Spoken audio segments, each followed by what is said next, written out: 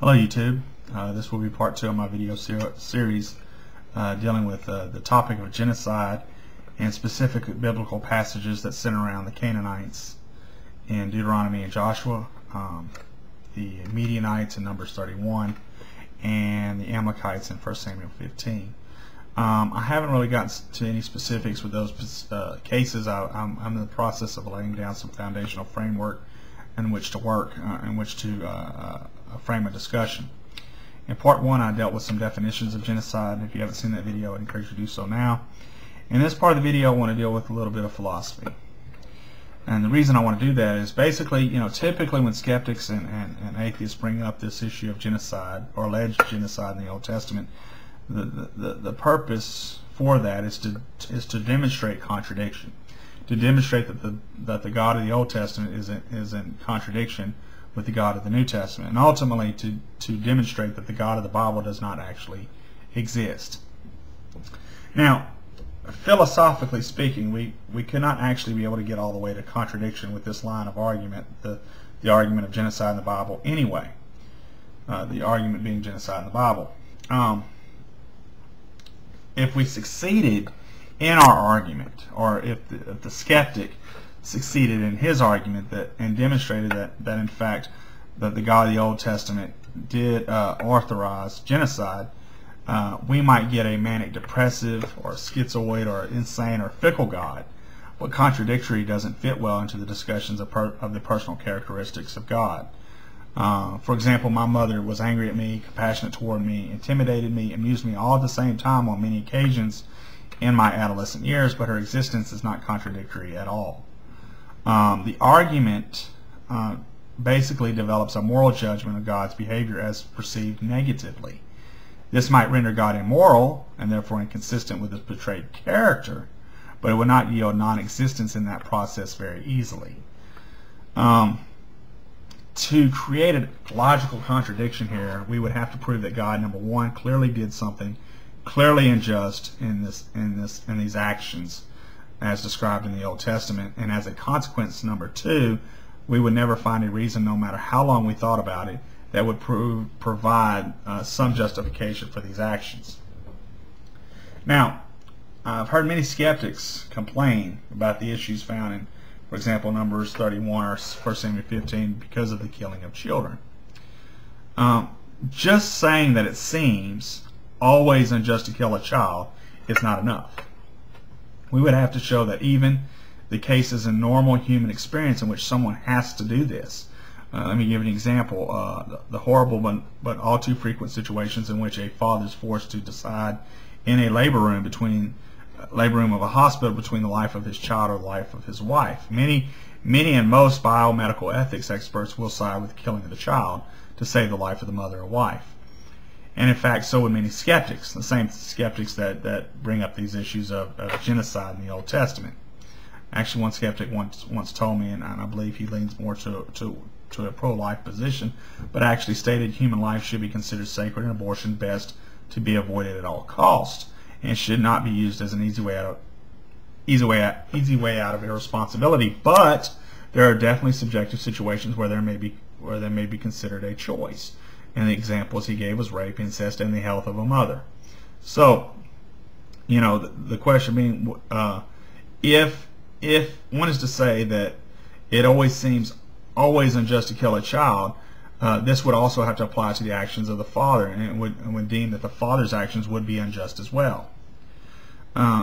For if we even allow one exception to this always unjust statement, we open up the possibility that whatever ethical principle allowed that exception might also be operative in another or another case. And we also open up the possibility that there may be other principles that would allow such an action. To give another example, mercy killings, refugees that may be in prison that kill their own small children to keep them from being tortured, enslaved, or mutilated, or then killed horribly by their tormentors. What this means is that an individual's personal moral intuitions, if they run counter to moral intuitions of other experts and peers, may need further analysis and qualification before they can function plausibly in constructing a logical argument of God's non-existence. In other words, I think the argument I think someone might make about this would look like this, and I'll put this part in the description box. Premise 1, the biblical God cannot commit an unjust act. That's based on theological tradition. Premise 2, God ordered the killing of children. That's based on the biblical text, 1 Samuel 15, Numbers 31, and some parts of Deuteronomy and Joshua. Premise 3, the killing of children can never be a just act, regardless of competing ethical demands in a given situation. This is based on someone's personal moral intuition. Premise 4, God therefore ordered an unjust act. This is a substitution of terms. Premise 5, the ordering of an unjust act is itself an unjust act. I'm not really sure what the authority here is, somewhat controversial, but I will grant it for the purpose of illustration. As premise 6, the biblical God therefore committed an unjust act. Again, substitution of terms, and then we get to the conclusion. Therefore, the biblical God can commit an unjust act. At this point, we would have a clear logical contradiction between statements 1, that the biblical God cannot commit an unjust act, and statement 2, the conclusion, the biblical God can commit an unjust act. And presumably could conclude that the God as described in the Bible could not exist, since our concept of this God contained a hard contradiction. But notice the problem. The whole thing stands or falls on the accuracy of the moral intuition in step 3, or in premise 3. If there is no reason to believe it applies without exception, then our attempt at constructing a hard contradiction in this way fails. In other words, if there are some exceptions to the moral intuition, the whole thing falls down. I've already mentioned one case in which exceptional circumstances are generally considered by experts to apply, that being the example of the labor room. Also, I mentioned another case that has a high degree of probability for being another exception, that being the refugee camp. And there might be more that can be advanced, and some of which I might explore later in the videos. This, of course, puts the ball back in the individual's court to do one of two things. Number 1, show that these exceptions do not hold, and that the father who chooses to terminate the baby's life so that his wife doesn't die has committed a horrible, unjustifiable act of deliberate murder. Or 2, show that although there are legitimate exceptions, there could not be any valid exceptions that would be operative in our biblical cases. But in any event, someone would still have much work to do to be able to even offer these biblical cases as contradictions, offered is a contradiction position as an argument. Without such work, these objections are nothing but more than simple assertions, unsubstantiated opinions or hunches or emotional statements.